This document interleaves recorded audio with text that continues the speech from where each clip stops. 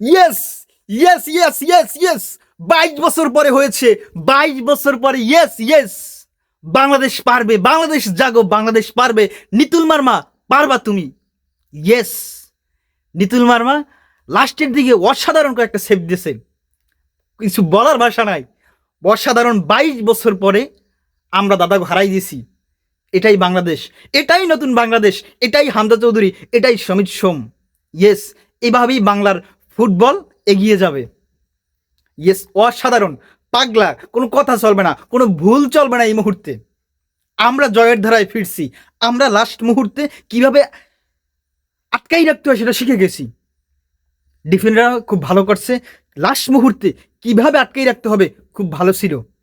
Yes, দ্বিতীয় অর্ধে অসাধারণ, মানে ভালো খেলছে ইন্ডিয়া বলা যায়।